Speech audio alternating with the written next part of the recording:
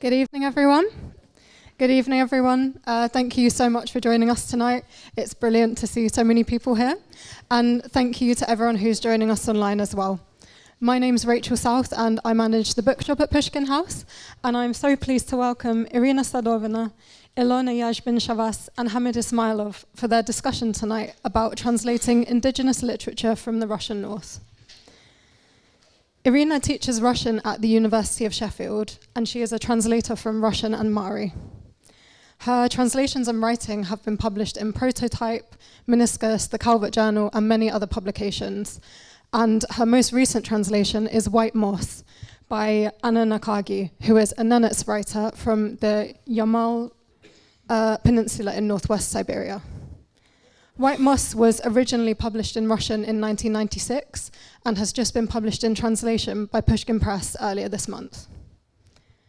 Ilona is a translator of several books from Russian, including Yelena Kostyuchenko's I Love Russia, which won the Pushkin House Book Prize in 2024, and 3 novels by Yuri Rytkheu, who is a Chukchi author from the Chukotka Peninsula in far eastern Siberia.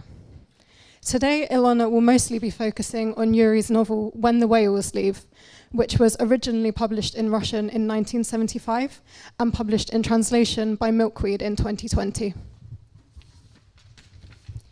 Hamid is a journalist, author, and poet who writes in English, Russian, and Uzbek, and his work includes several books of poetry and over a dozen novels. Hamid joined us back in October last year to talk about his most recent novel, We Computers, and it was a brilliant discussion, so it's really nice to see you back at the house, Hamid. So thank you everyone for coming, and we hope you enjoy the talk.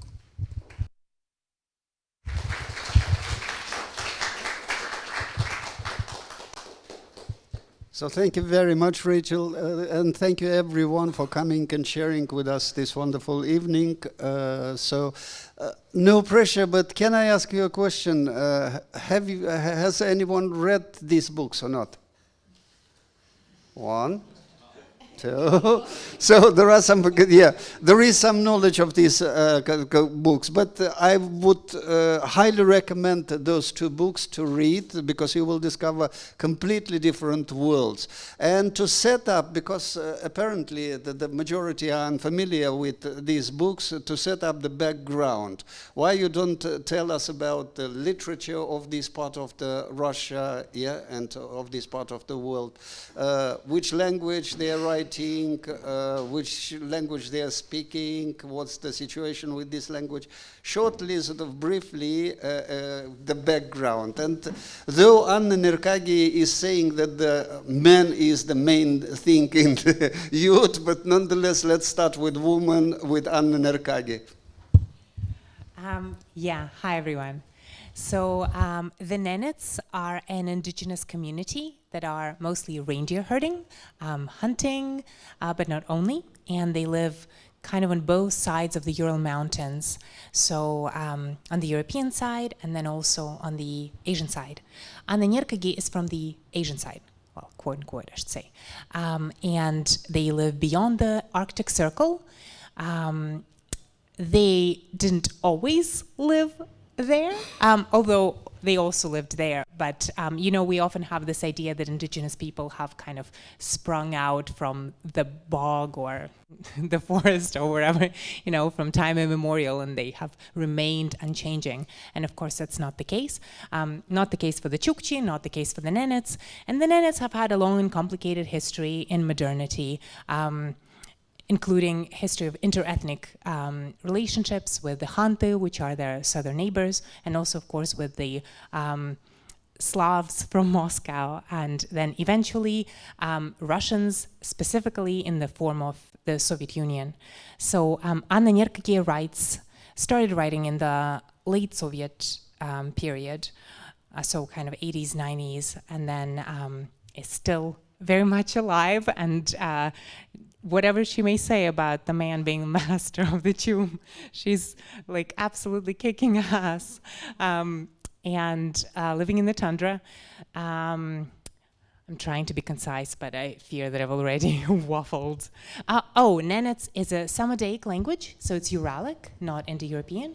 But Nerkagi writes in Russian with a lot of Nenets terms and Nenets concepts and Nenets turns of phrase, which makes for an interesting job as a translator. Thank you. Very quickly, does she write in Nenets at all or not? Yes.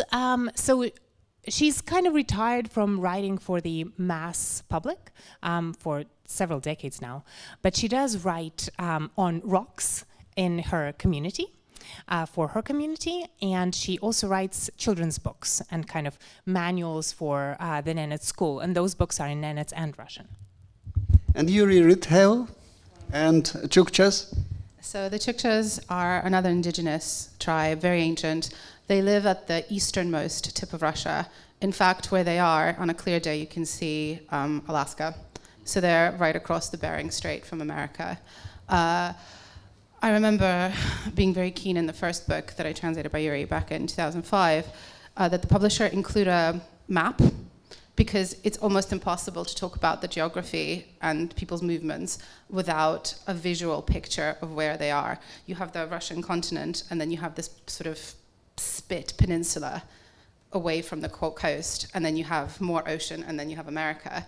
And I used to have this literally map in front of my desk like this, and every time I felt turned around by the text, I'd remember that it's surrounded by water, surrounded by ice. Yuri was born in 1926. He died about 15 years ago. I did get to speak to him when I was translating his first book, and I got to meet him. We launched his first book, Long Strange Story, in Las Vegas, of all places to launch a book about the far north of Russia. And the thing about his work that is interesting is that literacy, reading and writing, arrived with the Soviets in the 1920s, and he is the father, the mother, the son, the cousin of Chukchi literature. No one like him existed afterwards. The Soviet Union actually took him up as a kind of example of indigenous writing. So he had not a bad time. He traveled, he met Farley Moat. He was kind of this exemplary writer. And as long as he stuck to the script, that worked quite well for a while. He wrote down oral tales that had never been written down before. And I've never discovered a Chukchi literature in Chukchi. I don't believe that it really exists in a big way. So he is the voice of that culture. He is the repository of that mythology. And his body of work is, I think, in a way that ancient culture brought to language and brought to literacy. So it's been very interesting. I've translated 3 books of his. When the Whales Leave is my favorite, probably, and it's really a distillation of what he thought of his culture, and it's his sort of testament of their founding myth. Very hard to tell how much of it is fiction, how much of it is, really retelling the story. It has a purpose and it has a project, but it's beautifully and lightly done. And if I never translate another book by him, I think this is the one. Although I hope that I will. Thank you. Both Chukchas and Nenets, they live a traditional life, yes? And for them, for example, traditions start right sort of, beyond their youths, for example, with everything. For example, everything is so mythological. For example, the deer or the ice, or everything is mythological. You, as translators, aren't you afraid, for example, when you're translating that one, that for people, readers here in the West, that might sound a bit sort of,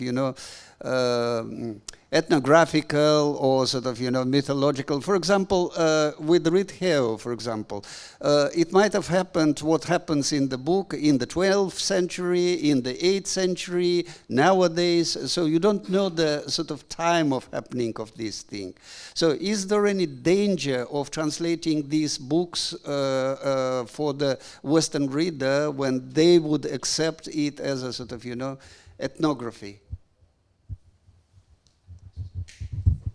It is ethnography, but I think Irina will agree that these folk tales, this mythology, these literary works, they're so incredibly grounded and practical that the mythology almost becomes moot. I think the experiences of people who live in these incredibly inhospitable places with really the minimum of possessions, the minimum of stuff, everything does become mythological. Everything becomes important. The things you owe, the things you own, the people that you know. There's not that many people who live around you. Everyone has to pull together.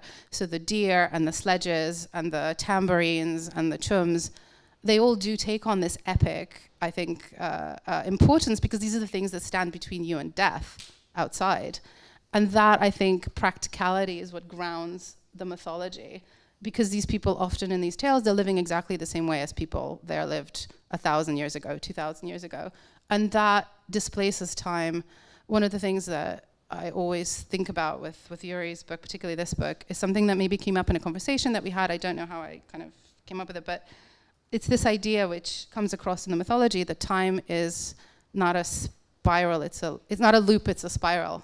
And all the rings, they compress together, and all the experiences speak to each other. So it doesn't matter if it was 8,000 years ago or 10 minutes ago. That practicality is what makes the mythology alive, I think, and readable. But with Nerkagi, so there is Soviet there, and you can sort of place during the Soviet time, yes? Apart from the Soviet, there are, once again, it's a traditional life, traditional relationship, so everything is traditional. Any difference here, do you think, or not? That's a good question, or a series of questions, I guess. Well, I would absolutely agree with everything Ilona said about the pragmatics and materiality of life, really grounding this, what could maybe come across as like high mythological drama. Existentially, I think everything's mythological, you know, like we're in Bloomsbury, how mythological is that? Everything we do is storied, and maybe when we live in a particular life world, we're just not, the storiedness of it and the practicality is just so fused together that we don't think about it, and then we're confronted with those things in another culture, in another type of, in another language, then suddenly we're noticing it. And my editor, Rory, who's here tonight, hi Rory, we had a lot of conversations about this. How much do we sort of, because, you know, often you can sort of dial up the mythology if you, say, transcribe a term rather than translating it, or you can dial it down if you put something in a footnote to explain how people use this particular type of sledge, for example. What does that do? So I think pragmatically, as a translator, you're just sort of calibrating that as carefully as you can to not alienate the reader, to not make it too sensationalist, but also to convey important cultural concepts. I said that in Rytkheu's work, for example, you can not guess which time, but generally you can guess which time, because both these novels or novellas are about the change, isn't it? So the change, and plus in, for example, in Rytkheu, this Armageddon is a man who is changing and who believes in a Soviet sort of ideology that man here is to change everything. And everything belongs to a man, yeah? Like Michurin or whatever. We are here to change the world rather than sort of, to follow the ancestral myths, etc., etc., etc. So the change, how do you sort of, to transpose this change, and how do you sort of reflect this change in your translations? Yeah, well, White Moss is perhaps even more obviously about the impact of those changes of modernity. There are two characters in the novel that are both referred to as the Soviet. There's the old Soviet, which is, I guess, the first guy who was responsible for collectivization in that part of Yamal. And then there's the new Soviet. And the old Soviet was really was from the community, was able to kind of carry out Soviet policies in the ways that was congruent with local life ways and practicalities and mythologies. And the new Soviet who was sent down after was totally detached from the community, in fact, an alcoholic, and just hated everything. And the difference that made to the lives or deaths of so many people in reindeer is really striking. So I think this is really the interesting point to me, or the interesting aspect of the book, in that these huge changes that certainly none of these people, and probably no people at all, can control, this like massive sweep of modernity, revolution, all of this stuff is always happening in people's lives, and how people in your community react also makes a huge difference. And a lot of the book is about how different people in the community react to those changes, the challenges of those changes, which are terrible and enabling and unstoppable in some ways. Some people harden, other people kind of jump onto them, some people waver, and yeah, it's hard to watch all this. It's also really, really profound and I think relatable. Rytkheu's previous books to this one, they deal very specifically with the Chukchi encountering the Western world encroaching.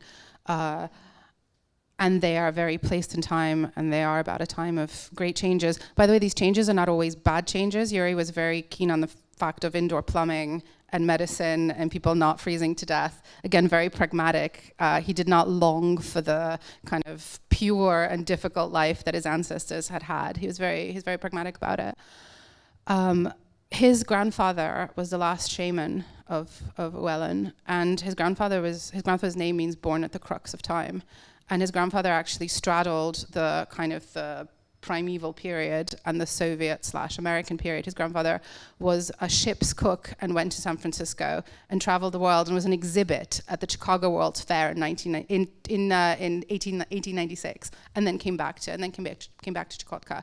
And when Rytkheu was born, he was named the Stranger because his grandfather felt like they had passed through the crux of time, and now everything was becoming strange. So the previous books that I translated, they very much deal with prehistory, but they also end up in kind of the modern day being like the turn of the century. This book is about the most enormous change of all. It's a biblical story. It's an Edenic story. It's the story of the beginning of the human race, which is what happens when the first woman, who is not really fully human, falls in love with a whale, and the whale falls in love with her. And they come together, and she gives birth to whale children, and then she gives birth to human children. And these children live in harmony for generations. And this Eden actually lasts a lot longer than the biblical one, but it ends. And it ends when brother kills brother. And it ends because a modern man comes and says, I am in charge of everything. I have the loudest voice. I have the biggest needs. And the Eden is broken. And you can date this change to 10,000 years ago, to 5,000 years ago, to the Soviets arriving, to anything. And I think in an odd way, indigenous literature, especially post-oral literature that is sort of imposed on in a way, you know, and is written, so much of it is about the change and negotiating the change and making sense of the change. I think that's such a that is so prevalent in indigenous literature, that experience of the world, which is this massive rupture and this massive change, that is perhaps less piercing and less pressing in Western literature, because the changes are not as abrupt and not as terrifying. And symbolically, this change is expressed through the silence in a way. What happens, so traditional society is a sort of storytelling, mythological society, but story abruptly, for example, ends and falls in silence. So what's the role of the silence in both of these books? Well, much is made of silence in White Moss. This contrast between talking and just kind of filling the air as we are now, I guess, would not be very kind of culturally approved of. Words are measured very carefully and hold weight, also hold power that we could say, you know, maybe it's magical power, but once again, words, we have in the West 1,000 theories about the nature of, you know, parole and speech and everything that it can do. So that topic is very much present in the novel, where characters are just kind of writing side by side, not saying anything for like 30 pages, but the way that they're not saying anything changes throughout these pages, so there's this like dynamic quality to that silence. How she does it, I don't know, I'm a talker, but read it to find out. In Rytkheu's work, there's a lot of not talking and a lot of negative space, but people are constantly looking at each other, and people are deeply thinking about each other and what might be happening, what people might be, what their neighbors, what their friends might be thinking, what they might be wanting. So people will sit next to each other on a sledge for 30 pages, but they're thinking about what the person next to them might want or might need or might want to leave unsaid. So there's an awful lot of deep engagement with the people around you, and it's as deep as the silences are silent. Would you say? Does that make sense? Absolutely. Yeah.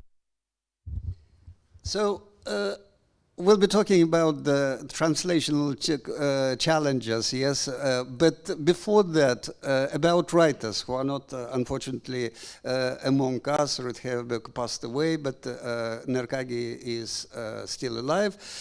Let's talk from the point of view of writers. Both of them, they are writing in Russian.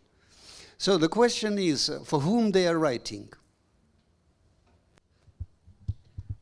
I think to begin with, we have to admit that Rytkheu was writing for the Soviet Union to begin with. That was his ticket to Moscow. That was his ticket to a kind of different life. And his first stories are very much what the Soviet Union of writers wanted to hear. They're safe and they're ethnographic and they're full of how nice it is that the Soviets came and gave us indoor plumbing. And then as time goes on, he becomes less, not exactly political, but less guarded in what he says and how he says it. And there's a sense always with him that he's not especially writing for the Chukchi. He's writing for sort of, at first, the consumption of the Soviets, and then eventually, as he gets older and as things change, his later books that come in the sort of late 80s, 90s, they are for the world, and they are more of a, this is the legacy that I'm going to leave, rather than these are stories that will allow me to travel out of the Soviet Union to a writers' conference in San Francisco, and they'll let me go because my stories are correct. You see that, you do see that shift. He lived in a very particular time with very particular restrictions. So again, his approach to why he wrote what he wrote was also very pragmatic, I think, and he let loose when he was able to do so, and he definitely did towards the end of his career. But at the same time, even in this book, Armageddon is the man who brings with the change the tragedy and the end of the, as you are saying, the apocalypse of this of this mythological world. So he was quite daring, you know. Yeah, this is 1978, and really he's writing a book about ecology and about how people are not apart from the world. They are in the world. They are in nature. They're part of nature. If you go around trashing everything, you know, it's gonna catch up to you. And people are fundamentally part of the world around them. This was this kind of ecology writing 40, 50 years ago that was being done in America by people like Farley Moat. But for Russia, was very, very, for the Soviet Union, was very daring, as you say. And Nerkagi? Well, her trajectory, I would say, is complementary to Rytkheu's one in an interesting way. So she was part of that generation of indigenous kids that were taken away from the land and taken to boarding schools away from their families, where they're sort of educated in the modern way. And we know how that works out. Actually, I don't know, maybe we don't. There's definitely a lot of terrible things that come from that, but there's indoor plumbing, you know, and an opportunity for a brilliant young girl from the Arctic to start writing modern novels, to write this novel that, you know, I could read 5 years ago and weep, and that you can now read and weep. And so I think for her, she started writing these novels when she was quite young, when she moved to Tyumeny, which is a big city far to the south, but also on the eastern side of the Ural Mountains. And these are kind of solid, realist novels that are quite psychological. And then she decided to stop doing that.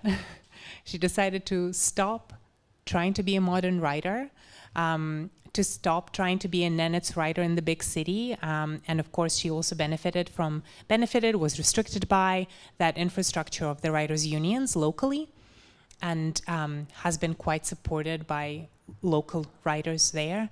And she was just like, no, I'm gonna go home, I'm gonna relearn reindeer herding, and that's what I'm gonna do. And that is what she did. And she's had her hands full with that for decades now. So, but these novels, they keep getting reissued. They're very much beloved, and certainly in her home region. Yeah, so that's what I have to say about that, I guess. It's a huge issue for, especially in Africa, let's say, yeah, like your language versus their sort of, you know, colonizing language, etc., etc. Ngugi wa Thiong'o, for example, yeah, who decided to return to his own language and to stop to, you know, give us joy in his English, for example, yeah. So let's talk about the challenges of the translation. What are the biggest challenges of translating those two books? Ilona? The biggest challenges. It's sort of daunting to, I guess, render something that does not exist in its own language and it's mitigated through another language. You know, it comes from, you know, it's an echo of an echo. So even if the writer is writing in Russian, they're probably thinking, you know, something else. And when it's indigenous writing, there is a slight sense of having to both enact fidelity, but also keep a balance. And more than perhaps in other kinds of translation, I'm always thinking how translators are always absolutely pinned to this balance of artistry and service. You want it to be exactly what the book is, you want it to be good, you want readers to read it, but you're also performing an act of service that has to only go so far and then stop. Because if you make it too sensationalist, if you make it too alien, then the whole thing kind of collapses. And perhaps there's a bit more responsibility there when it's a culture that is vanishing, where what you're translating is an artifact, and there's not so many of them, and this is the thing that remains. That's always an issue, I think, with translation. And I'm often reminded of the very famous Russian translator Nora Gal, who was a brilliant writer and a wonderful translator, but very, very freestyle. And when asked one day, you know, why are you translating Hemingway like this? Why are you translating? She said, well, I'm sorry, I can't write badly in Russian. I just can't do it. You know, which is one extreme, and then this whole like very mechanical fidelity to a text is the other extreme. And we're always skating, we're always trying to find that balance between the artistry and the service. And perhaps with indigenous literature, you do feel slightly more lean towards service, because you're not just rendering someone's thinking, you're preserving something, and that feels like a responsibility. I guess what I could add to that, and I agree with everything, is that translating White Moss, I was very aware of the presence of Nenets in the text. I don't speak Nenets, but I do speak a Uralic language, and I could, or maybe I flatter myself, I don't know. I think I could tell when the syntax was kind of, like there was something else behind the text. And I'm all about that. I'm really not a purist. I grew up bilingual, you know, I'm a mongrel. I think everywhere you look is hybridity, and there's something beautiful about that as well. And I did not want to kind of go in search of the true Nenets writer who writes in Nenets for the Nenets, and also somehow in a way that will please the Western public, and they will buy the books. So I think that is an interesting challenge, but I think ultimately, you know, it's better that this book is out in English. I come from academia. Back in the day, as we say in Russian, это было давно и неправда. This was long ago and it's not true. So I have a complicated relationship with that. But there's this discourse of extreme responsibility for the other to the other is just so paralyzing, and also that's not kind of true relationship. I spoke to Nenets speakers about the terms in the book. I've harassed the author, Anna Nerkagi, about this particular bird that she refers to as tulsi. What kind of bird is this? I was like running after her with a zoological, with a book about like birds of the Yamal, and she was just like, I don't know, maybe it's this one, maybe it's that one. So, you know, we're doing our best. And let's talk about the reader. So what's the ideal reader for these two books? On the one hand, we were talking about the sort of ecological awareness in Rytkheu. We were talking about the bravery of Anna Nerkagi in describing sort of, you know, modern relationship which are coming to the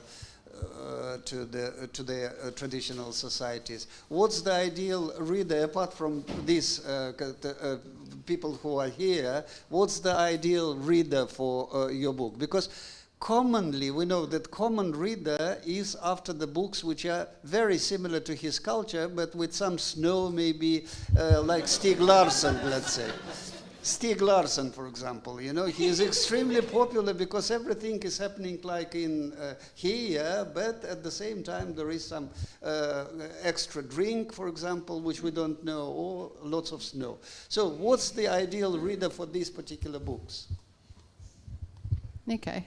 The ideal reader is somebody who reads to go somewhere else, you know, to be in a different place, in a different mind. That's most readers, I think. And the ideal reader is someone who, I guess, accepts that the true meaning, I guess, of fiction, I would say. It's stories that put human beings in extremity to discover how people become bad and how they stay good. That is the root, I think, of every story that we tell, every piece of fiction that is written. How do people react to changes, to pressures? How do they become bad? How do they remain good? And these books are that in a very compressed form, with very few words, with very little flotsam. And so any reader who reads fiction to know themselves, to go to a different place, they're the readers of literary fiction, they're the readers of commercial fiction, they're readers, they're just readers of other people's words and other people's worlds. So the ideal reader is probably the person who's going to go downstairs and pay a tenner for one of these books. I'm going from the macro to the very specific, and I think that's all of you. Nicely done. But I exempted these people as the ideal readers already. So, yes. And your ideal reader? Well, I think I'm also going to go for the not very marketing-friendly, existential, psychological profile.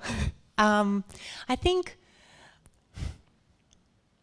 if I don't know. I'm going to start with who I don't think is an ideal reader. A non-ideal reader, I think, would be somebody who'd be like, oh my God, I just want to be like a good person, and I'm going to read this book by an indigenous author that's going to hit all the correct politics boxes. Although having said that, even though it's not an ideal reader, if that's you, absolutely get out a tenner and pick up the book. But the thing is that this book really is an kind of anti-girl boss book. It's like, it's about how you can't maybe have it all, and life is just kind of rolling along, and you have to make decisions, and sometimes the decisions aren't perfect, and you can't fully explain yourself to people around you, but life keeps moving, and even so, even though it's hard, even though you don't get what you maybe wanted, and even though maybe you don't get to be as good a person as you wanted, you can still keep trying to care and reach out and connect and sustain life wherever you are. So I think maybe for people weary of triumphalist narratives, people who can tell that things are maybe harder than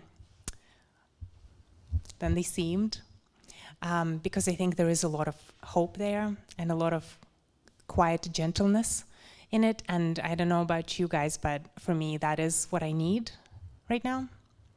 Yeah. And my last question, we're making a U-turn and returning to the very beginning. Why did you have chosen these particular books to translate? Is it preservational? You touched upon that one. Is it sort of, bringing different cultures together? What was behind your choice to translate these particular books? Well, Rytkheu found me sort of by accident, this translation of his first book. I didn't sort of seek it out, and I didn't think that I would end up doing 3. I did one in 2005, in 2009, and in 2020, so it's been quite a long time. I don't know that I chose it. A publisher approached me to see what I thought of it and whether I'd want to do it. And I think what is more useful perhaps to say is that I don't think I could have done it in 2005. I don't think I could have or should have started with it. I think it was right to do it after 2 other books because of how expansive it is, because of how complicated it is, because of how unstraightforward it is. He said to me years ago, he said, you need to, because we talked about it, and he said, write it like a song, like you could sing it. And this is the book that's written like a song. The beginning of it is very biblical, and it's got these kind of very poetic rhythms of oral storytelling. The other books are more grounded and more, straightforward. I don't think I could have done it aged, 20, 25 to begin with. I needed to go through the process with him to arrive at this book because it's so full of negative space. It's so full of sentences that look like they're not doing anything until your breath catches. And I feel very deeply about it, and I kind of did it at the right time in the right order. And when the publisher Milkweed came to me and they said, "Do you want to do this? Do you want to do this novella?" 15 years before then, I would have said, "Oh well, it's just a small novella. It's a side note." But actually, this is I think the work of his life and the concise expression of his legacy. So I was very pleased that it came to me at the time that it did. I'll answer it like that, I think.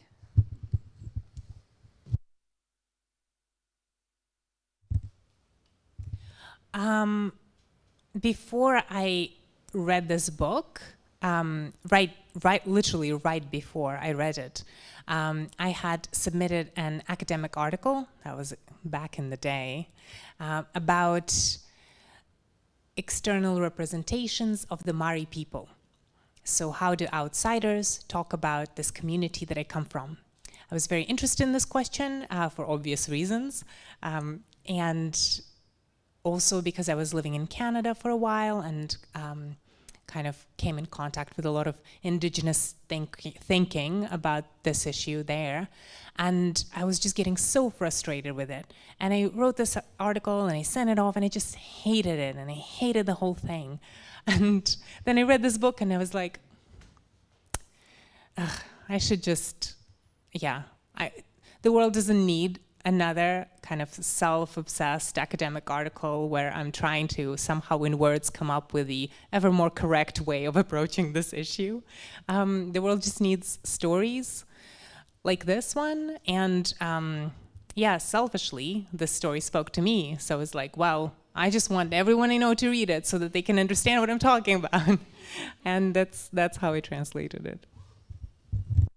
Thank you. And according to these books, or in line with these books, I fall in silence and to the ideal reader now. So questions from ideal readers.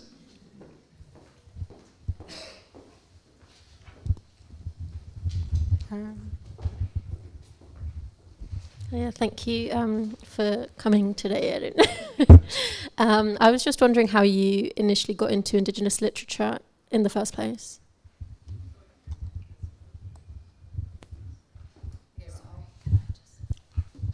I got into it really by accident. I was working a bit as a reader for a publishing house, Harville Press, that published a lot of Russian literature, and I was doing reader reports for them. And there were a couple of books that I was never formally trained. I didn't go to translation school. There was a couple of reports that I'd written for the publisher, and I just translated 5, 10, 20 pages to say, well, it's really hard to describe how this works, but this is what it looks like. And I was working also in television. I had a kind of grown up job. And one day I was standing at West Drayton on the platform, and I had a call from a publisher in New York who said, oh, I got your name from Christopher MacLehose, who's a famous publisher of translated literature. We have this book that we want translated. We are asking several translators to give us a sample, and Christopher says that you translate for them. And my first thought was to say, oh God, I'm not a translator, and I don't translate books for Harville Press. And then my brain turned on, and I thought, well, if Christopher said she translates for us, then that's what Christopher said. And I said, yeah, sure, send it to me. And they sent me a sample of the first Rytkheu book, and I translated it. And they thought I was a translator, and they let me do the book. And that's how it happened. What's really funny, though, is that, so I ended up doing 3 books in 20 years by him. I also ended up doing some other books. I did this book a few years ago, Ilena's book about Russia, and there's a chapter in it about the Nganasan people, who are also very northernmost and whose culture is just being decimated and is dying. And that has songs and stories and indigenous literature in it. And then I did a genre novel that came out very recently that also is full of folklore and fauna and flora that you have to go and look up. And just a month ago, I did a sample of another genre novel for a Russian agent, which was about a kind of mythical story that happens in the Altai Mountains and is full of flora and fauna that you have to go and look up. So I'm slightly pursued by flora and fauna, by indigenous people and their issues. I think it's just my destiny. But the way I got my start was very, very almost accidental. And I think what I would say to people is just do it. Just do it. And if someone says you're a translator, try, do. That's how I got my start, and that's how I ended up with Rytkheu. Just completely, fate, I guess, or idiocy on my part to say that I could do it, and on theirs to believe me. Not very salutary, is it? I think this combination of fate and idiocy is exactly how I started out as a translator as well. So yeah, that's the recipe. So I think in one sense I got into indigenous literature by being born into an ethnic minority community, and always kind of from a young age knowing that I have access to stories that other people around me who don't speak this language don't. And also, I guess, having a sense that translation isn't exactly possible, where you go from literacy to literacy, that a lot of the culture is actually embodied and in the way you say the words, and or at least, you know, I think this is it's common probably for all human communities, and in a particular way for human communities that are a little bit in a different relationship maybe to modernity, not like, you know, driving the train in the first cars, but sort of like being kind of startled by the train as it rushes towards them. So I think that sensitivity was just there from, again, an accident of fate. And but I wasn't really, never really thought that I would translate anything from a Nenets author. And that happened also quite accidentally. I had a teaching gig in Siberia, in Tyumen, where I have never been before. So I was so excited, oh my God. And of course, it's like a massive city. It's like way bigger than where I come from, way more like civilizationally advanced. So it was quite funny. But then when I was there, somebody suggested that I read this book. And I realized that even though my people aren't reindeer herding people, it's a very different landscape, but that structural relationship and those questions of like, do you stay with your small community and abide by its laws that are pretty harsh, or do you escape and go realize yourself in the big city? And I think that's common to indigenous communities all over, but it's also common to lots of human communities. You know, anyone who's from a small town, I'm sure relates.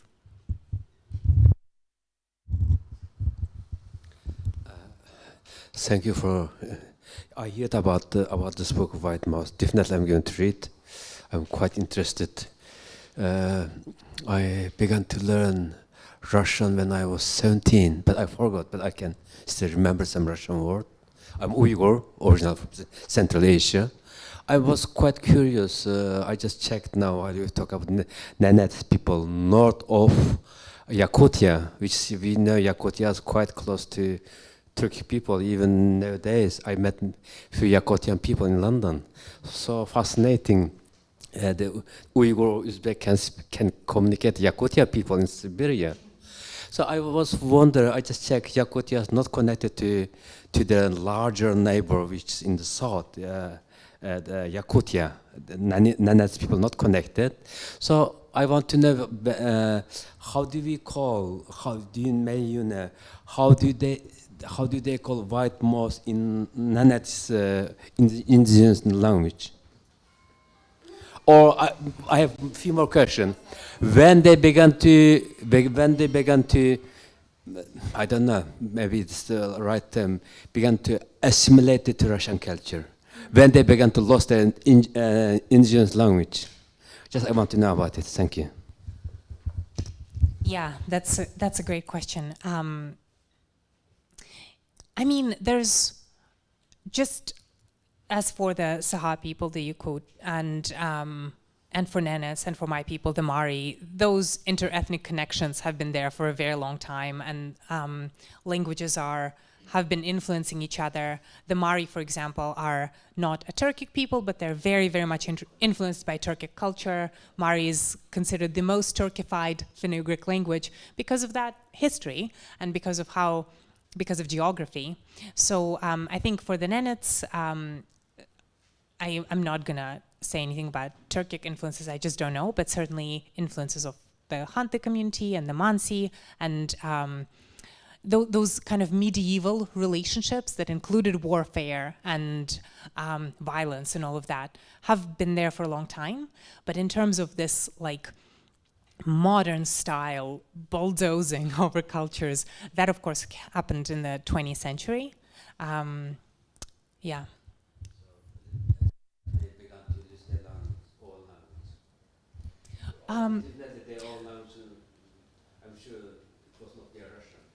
Yeah. The Nenets is spoken still. It's taught, but like every minority language within a modern state, it's weakening, partly because of state policies, partly because of globalization, partly because of smartphones. You know, you open up a smartphone. Is it in Nenets? Well, it can be in Mari, actually, because we have a guy. Has anybody got any questions?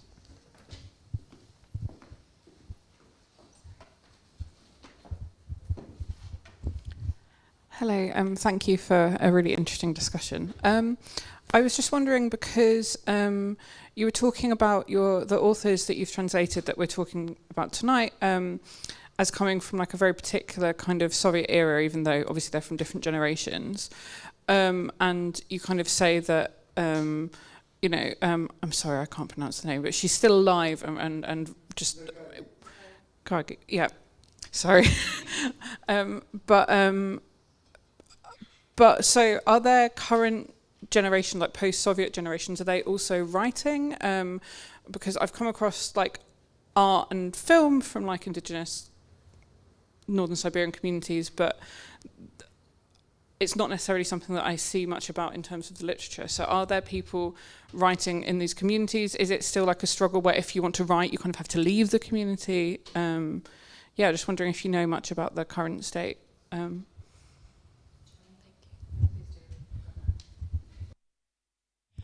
Yeah, that is such an interesting question. And I think people are, of course, writing.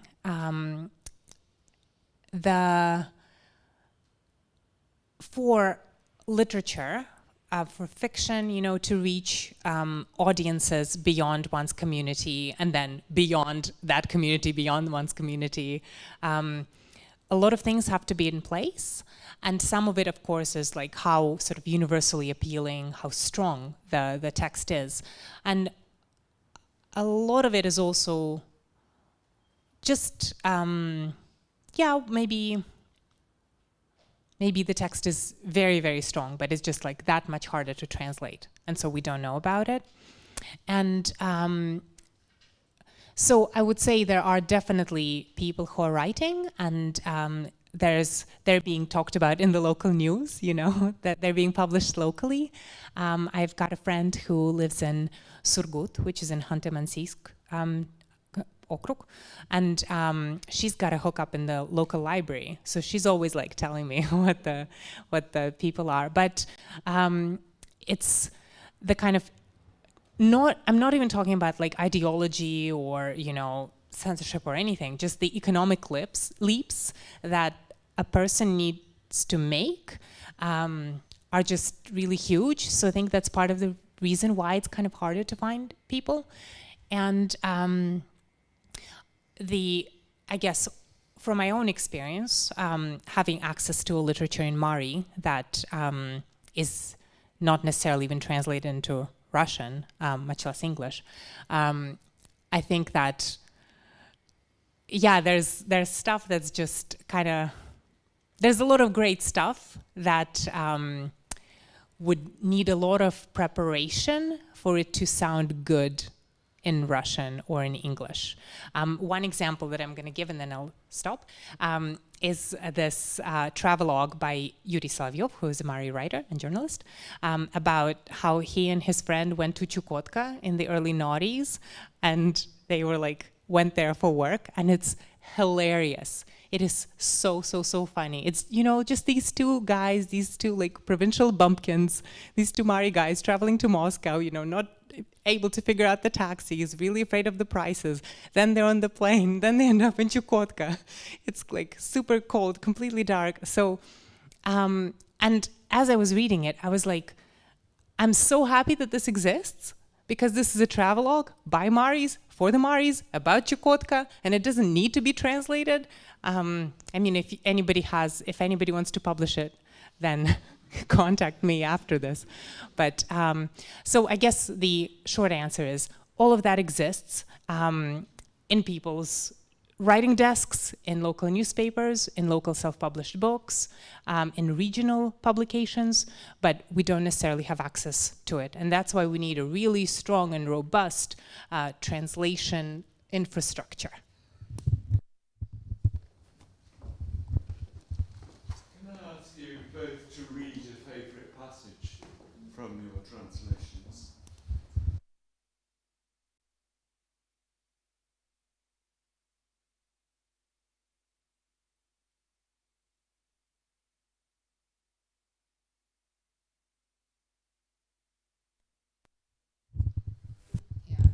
I think my favorite passages from When the Whales Leave are they're all just far too long. But I wanted to read you, thank you, Robert, this song, which was recorded by Elena Kostyuchenko when she was among the Nganasan people who are really losing their language. The children don't speak it anymore, and when they do, the elders say, our language is so precious to us, we can't bear to hear it mangled like this. It's a language that's functionally dead. And there is a song that is in the book that is very interesting, and it's interesting because we had the other translator and I and the author, we had a very long conversation at 2 a.m. one night because we were all in 3 different time zones about it. And it was a question about what do you domesticate and what do you leave alien. And it's a song that is so ancient, and there is a story in it which is sort of obvious and sort of not. And we really debated about whether, and I did this chapter and I did the song, and we really debated about what was the right way to do it. And I'll read you the song first, it's not very long. It's called The Mirror Chum Master's Daughter, and a chum is a tent. It's one of these. The Mirror Chum Master's Daughter. The master of the mirror chum cast his full gaze across his chum, across the flame, and booming said, daughter of the mirror chum's master, daughter of mine, it seems to me that since the master of Belly Yar, the one called Bridge-like Bow, has gone away from us, a little boy who was not there before has come into the world, walking the deer paths, carrying a rope. Hearing this, his daughter put on her traveling clothes, pushed off from a double bow, from 2 bows stacked atop each other, sprang up through the chum's smoke hole, and flew away, into the air, out to the west. As the wings of the biggest eagles were the flowing sides of her parka, as 2 stars, bright polar stars, were her blazing eyes. With the dawn she came to Belly Yar, drawing close to its chums. Softly, softly she bent over the smoke hole to see inside. Bridge-like Bow had found himself a wife. He found her long ago. Had got himself a son, a baby girl's cradle too, right by the mother's side. Now the one who flew down comes in with ringing steps. Son of the master of Belly Yar, prepare for battle. I've come to face you. Let us fight to the death. Let us fight to the life. Bridge-like Bow came to meet her outside. Not far from the chums, they raised only their bows. The first arrows touched one another, sparked a thundering wind that was not there before, raised thunder and lightning that was not there before. Again they loosed their arrows and struck one another straight in the heart. Wounded, they came together slowly towards one another. Wounded, to hold hands, to fall to their knees, and kneeling fall to their sides. Like cloudberries they fell together. There is so much going on in this song that is really opaque. There's clearly a relationship that a woman has with a man. He leaves her. He starts another family. She follows him, and they have this fight to the death. And in this fight to the death, they are connected. They fall together. And we really debated about how to make this more clear to the reader, and I found myself very much arguing against it because I suddenly felt that when I say to you, the first bed was too small, you know exactly what I mean. When I say they followed the breadcrumbs home, you know exactly what I mean. This song is a song for people who already know this story. It's not a song that explains itself. And I felt that that was really, really worth preserving. And if that was at the cost of people understanding exactly what is happening, exactly what the story is, then it was a cost that was worth it. And we talked about it for a long time, and in the end I kind of won them over. And that goes to what we were talking about with translation. You know, what do you domesticate for the reader? And what do you leave opaque? And certainly with this text, we really, the 3 of us really like kind of worked at it for ages. And I found myself being more and more adamant that we should leave the song alone. And I was very happy that we did that, and I really love this. And I'm very glad that I was able to share it with you.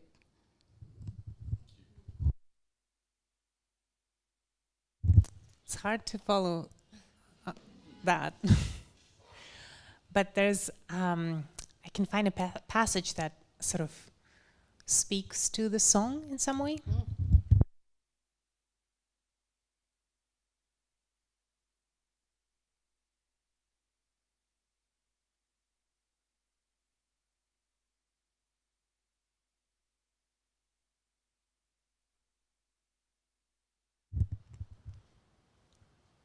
So in this scene, I don't know if you had a chance to read the synopsis, but basically the novel starts with this young man, Alyoshka, who's being married against his will, more or less, because he's in love with a girl who's left for the big city and has not been heard from since.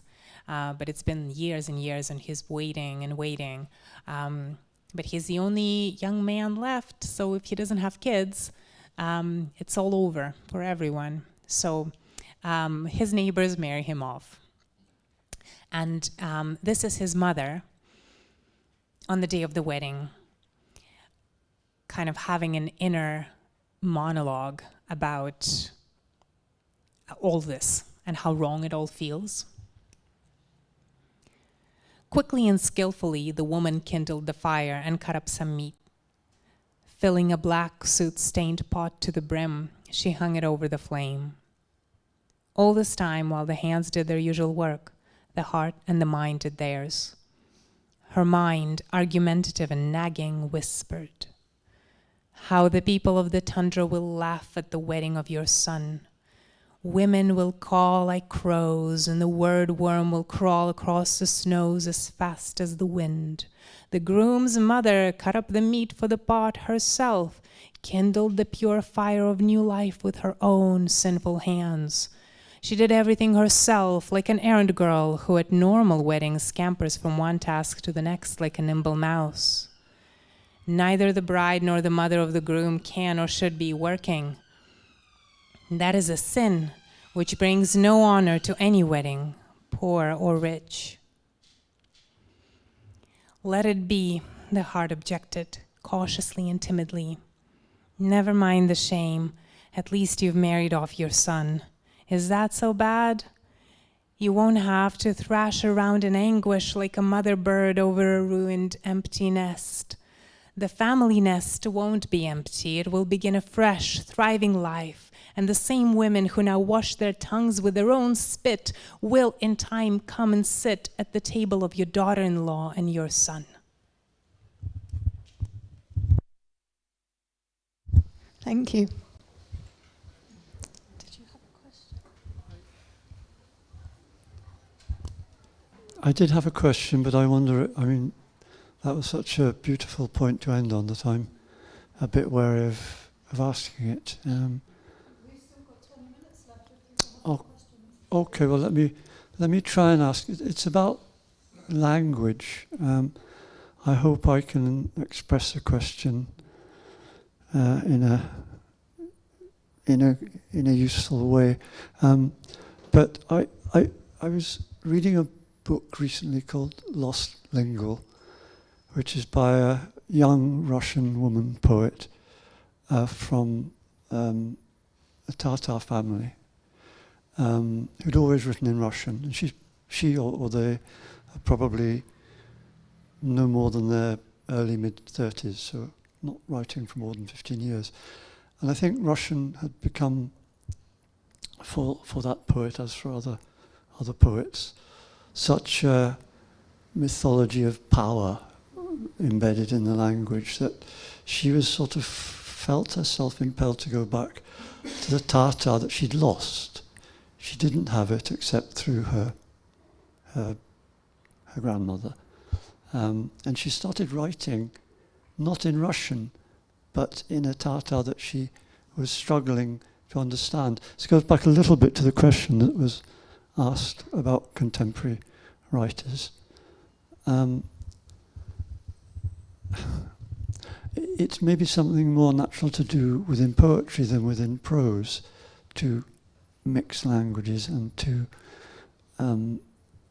struggle to fracture languages in that way. But do you sense anything of that sort happening within the languages that you know? And just one other quick afterthought. One of my favorite Russian poets is Gennady Aigi, who I absolutely love. Rightly or wrongly, I sense behind his Russian Chuvash. Now, I might be wrong, but for me, the quality of his poetry is inflected by that. And that's all within the same swirl as a young poet going back to a lost language. Sorry if that doesn't make sense. I'm going to do something quite ambushy, and I'm going to throw this actually to Hamid here, who wrote his first novels in Russian and wrote his last novels in Uzbek. And I asked him the same question a few months ago about why, whether it's political or whether it's just the nature of the beast now, why certain books have to be written in Uzbek rather than in Russian, and what is the overtone of Uzbek in the Russian writing, and how does it work the other way around? And since we have someone who writes in 2 languages with us, I thought he might be very well placed to answer that question. Luckily, Robert gave me this book of this young poet, the Tatar poet, and I read it recently. Her Tatar is not up to the standards, to be honest. Yes, so yes, I don't know. When you are making sort of political gesture, so it must sort of follow aesthetically as well. I think could be on pair aesthetically as well. But it's her choice. With Aigi, he used to write in Chuvash, and I read his poetry in Chuvash. It's not as strong as in Russian, but he started to, from the very beginning, he used to write in Chuvash, and he published a couple of books in Chuvash. But obviously his Russian poetry book was much stronger than his Chuvash poetry. That is the factual side of these things, but as for the language, as for the sort of, why you're choosing this or that language, it could be lots of different reasons. For example, in case of this young poet, it's a political, and I fully understand that one, and I might even support this decision.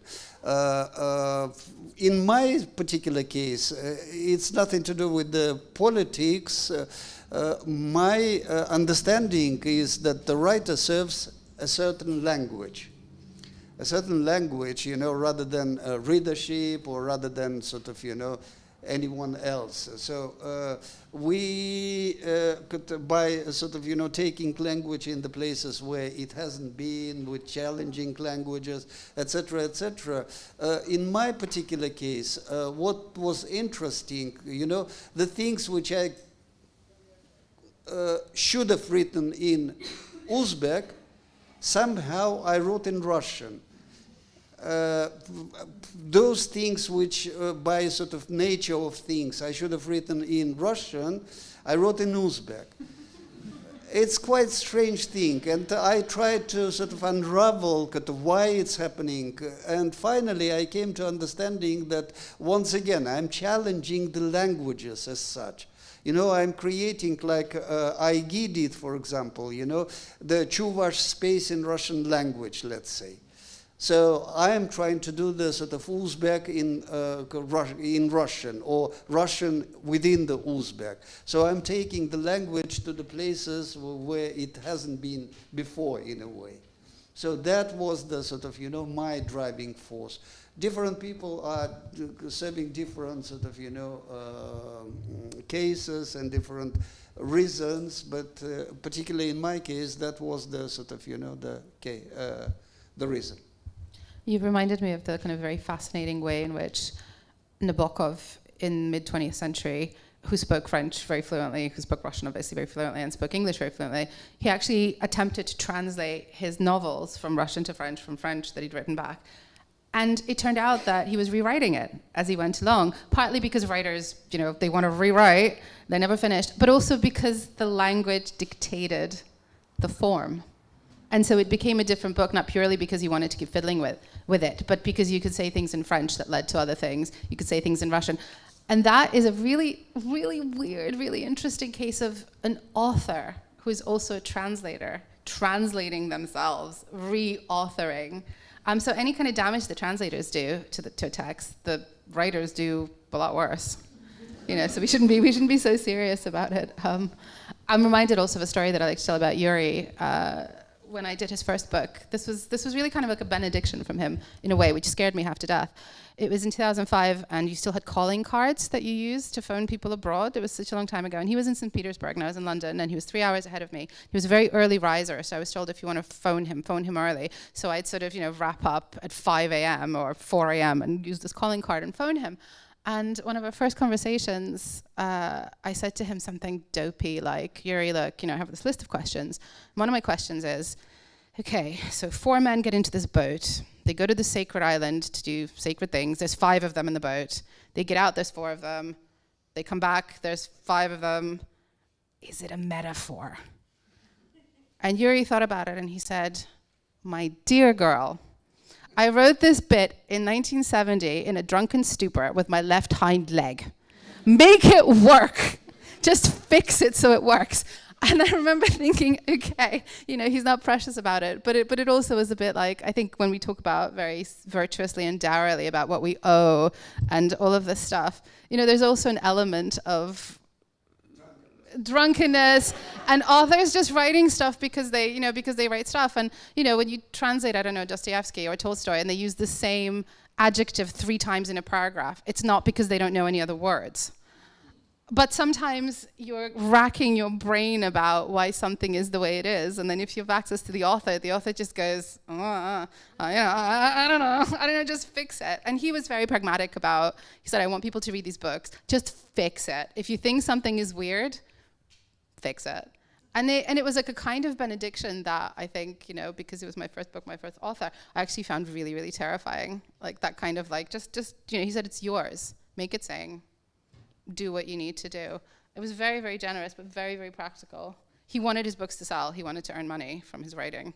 So you have the deep and meaningful indigenous virtue, legacy. And then the other part of that is writers want to get paid. And, and I feel like that's worth saying.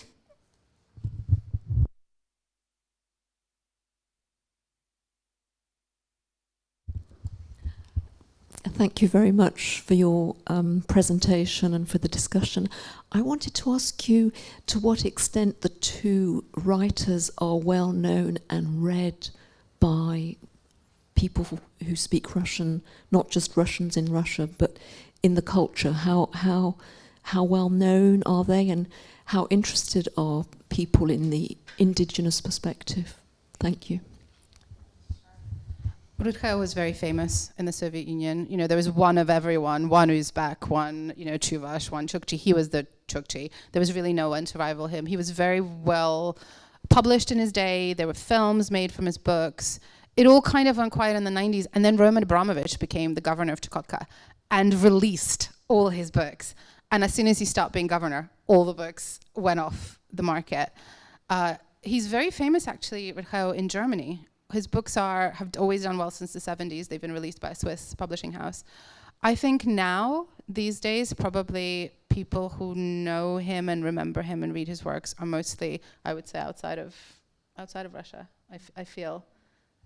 Because the publishing reality in Russia is such that they're not really commercial anymore. He's taught in schools, I think, still a bit. But he, for an indigenous author, while he was alive, he had a very celebrated career. He was known in the West. He was known in the Soviet Union. He did, I think can't complain on the whole. Now, I don't know. I was asked a few years ago about, it's only 3 books in English. And I said, it's 3 books in 20 years in English. It's amazing. It's actually amazing. It's a really good hit rate. I think he's probably, I think he's probably better known and more read in English, sadly, than in Russian these days. Yeah, I think for Nerkagi, she's definitely huge in the region, and definitely books are reissued. I do feel that regional literature in such a big place as Russia can get a little bit confined to the region. So I knew about Nerkagi and Rytkheu, but I haven't really read them until they sort of entered my life in this dramatic way. So yeah, I think, the reading public at large is, I don't know, reading Harry Potter. That's where we're at.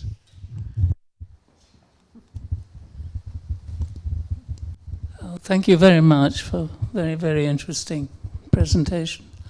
What I wanted to do is press you both a bit on the how much the native, in other words, folklore, mythology of each particular author you feel is present in the Russian versions, and how far it's essential to understanding what's going on. I ask because I actually translate from Mansi directly into English, but not contemporary stuff, mostly the historical material. And the only author, I mean, Mansi are just really very, very tiny group now, perhaps less than 1,000. But they have only one real writer, Yuvan Shestalov, who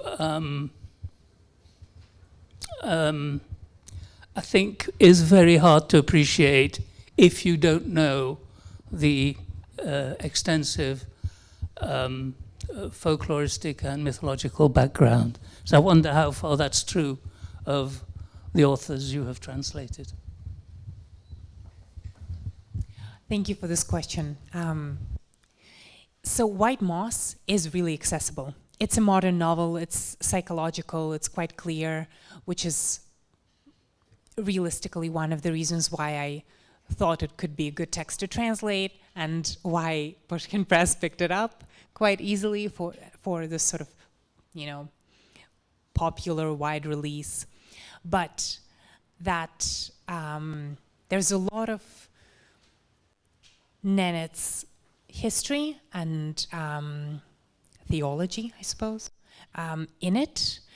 In Russian, it's really unobtrusive. So much so that when I devoured it in that one night when I first started reading it, I almost didn't even notice it. I just kind of swallowed it all. I was just consuming it, you know, excitedly and feeling seen. And then when I started translating it, I was like, oh my goodness, there's this tiny little reference to a very particular type of sledge that is a woman's sledge that has a very specific place in the kind of caravan of sledges, the train, and what is placed on that sledge is very important. Who approaches it, when, all of that is so rich. So then the question would be, what do I do with that? How much do I explain?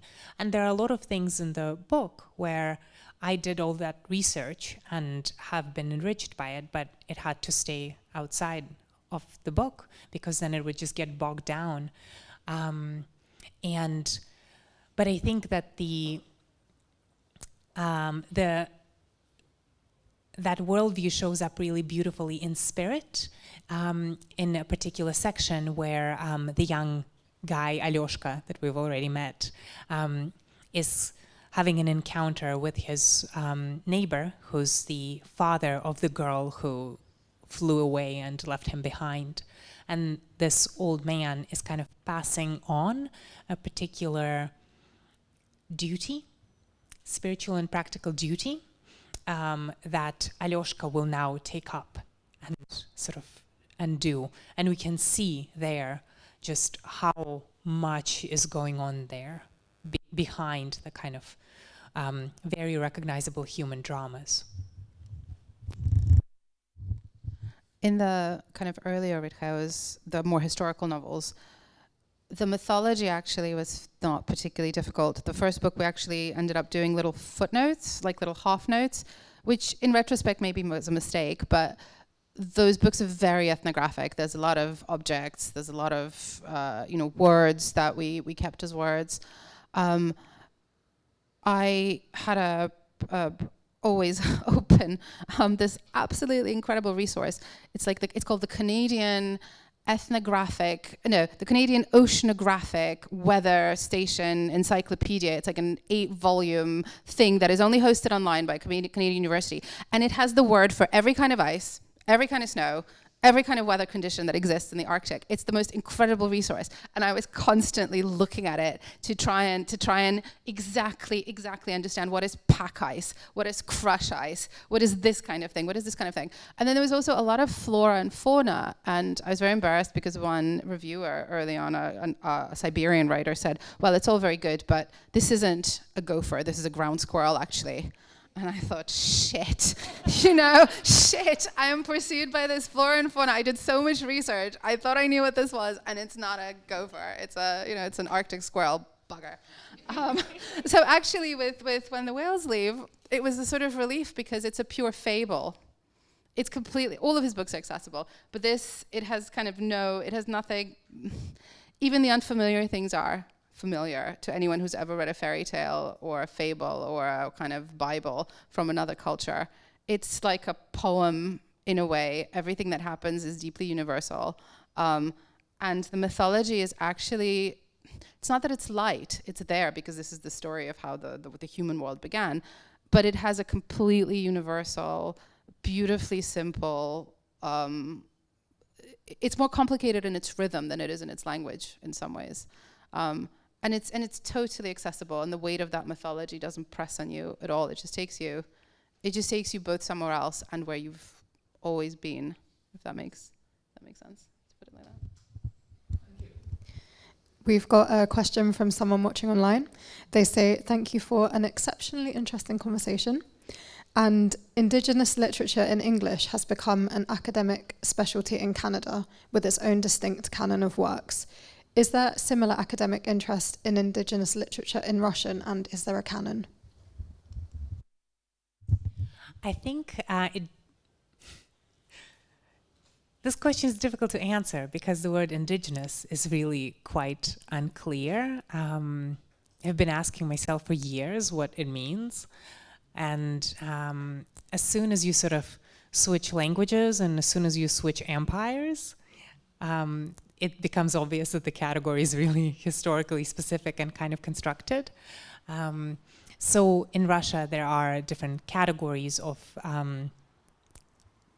ethnic minorities, that live in the country.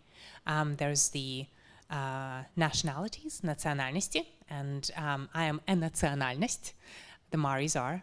And then there's the minority indigenous peoples, or the small-numbered indigenous peoples of the north. And the distinction there is, again, very historical, but also kind of corresponds to, demographic realities and the realities of, the small-numbered indigenous people of the north tend to be kind of more nomadic, again, not sort of set in stone. So I think because there is this huge diversity, not only are there all of these different ethnic groups, but also they have such different experiences, so it's kind of hard to lump them all in the category of indigenous. It would be kind of like there's the Russians and then there's the others, inarodцы, to use a pre-revolutionary term, otherborns, foreign-borns. So I think that's part of the reason why looking from the Anglo context, it can seem like, oh, there's nothing comparable in the Russophone context, but obviously people are interested in this stuff and it just shows up in different ways. And I think I'm by no means an expert. I know I talk with great confidence about everything, but I'm not an expert on this. My kind of lived experience suggests that there's locally a lot of things going on, and certainly in Mariel there is a kind of a long tradition that started in the early 20th century of like modern literature and modern scholarship, and of course politics changes, but that community is going on, but it's very local and specific. And there are, from what I can tell, kind of, fairly robust, again, politics changes, but nonetheless, connections between Turkic-speaking peoples, Finno-Ugric peoples, Uralic peoples. So there's kind of a clumping around language families, if that makes sense. So that would be my answer to that. We've got time for one more question.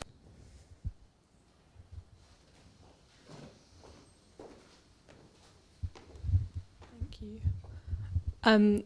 As a student of yours, Irina, very few years ago now, I remember we used to watch a lot of like videos on YouTube of retellings of Mari, like folklore and like mythology and the stories that were passed down. So I was wondering, what is your favorite either character or story or like lesson from the places that you've either lived in or studied or written about?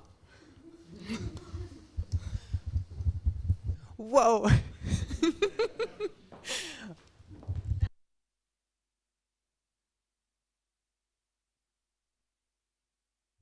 Okay, well, I feel like it should be a Nenets thing, but I'm gonna cheat because I'm overwhelmed by the question, and I'm gonna tell you about Ovda, which is a Mari type of person. So Ovdas are a people that are often referred to in Mari stories as having lived or currently living together with the Maris. So they are tall. They love to run around and ride around on horses, bareback. The women have very long boobs that they kind of swing behind their shoulders. And so they're kind of human, kind of maybe a little more or something a little other, in the way that fairies are a little kind of off-brand humans. So what I love about that is just how matter-of-fact it is that, like, oh, of course, well, you know, I was, a few years ago, I was in the car with a friend of mine and we were like driving through a particular part of the Mari Republic where she's from, and she's like, oh, yeah, and over there was an Ovda village. So it's like, oh, yeah, okay, you know, that's where it was, I guess. And in White Moss, there is actually a reference to a people kind of like that called Sihirtia. And I didn't know what they were, and I looked it up, and it's, again, kind of a legendary people that lived around there before the Nenets even got there. And then they went into the hills and were seen for a while, but then they just kind of hid from people. So they kind of used to live here, or they kind of maybe are sort of here, but they can't really be seen. So I was so struck by that idea that we see in so many human communities all over the world, I mean here on this island, that there's someone here living with us that we maybe is just kind of just out of sight. Yeah. I'm going to, if you indulge me, I'll tell you about two things. One is the way that Chukchi mythology begins. It appears in a book called the Chukchi Bible, and it's how the world began, and how the world began is not God making beautiful things. It's a raven that flies over an expanse, and the raven shits down, and the hard things make the earth, and the soft things make the water. And everything else comes from this incredibly embodied, you know, very prosaic, great bird that just, you know, poops, and here we all are. And I think that's, you know, that's wonderful and very, very on brand. But I don't want to leave you with that. I'll leave you with something a bit more lyrical. And it's a thing that begins, that When the Whales Leaves begins with. It's a young woman called Now. She's not really even a woman. She's a creature. And she lives somewhere. And she is part of nature. And she's part of the world. And she's like the gophers. And she's like the waves. And she's like the rocks. And she's like the wind. And she feels all these things. And she's part of them. She's not really a person.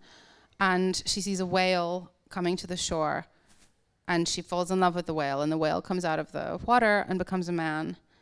And the thing that enables the whale to become a man and stay with her, and the thing that enables her to become a person, is great love. And great love is the thing that the book is about, and great love is the thing that makes humans either from animals or from creatures. And great love runs through the book, and great love is the thing that is lost at the end. And I just, rather than leave you with the raven and the poop and stuff, I thought, you know, that's a nice thing perhaps to end us. We're made human and legible to other people by great love. And that's the most important thing. That's what grounds us in nature. That's what connects us to our ancestors. Just that. And that is, I think, the really beautiful thing about the mythology and particularly this book.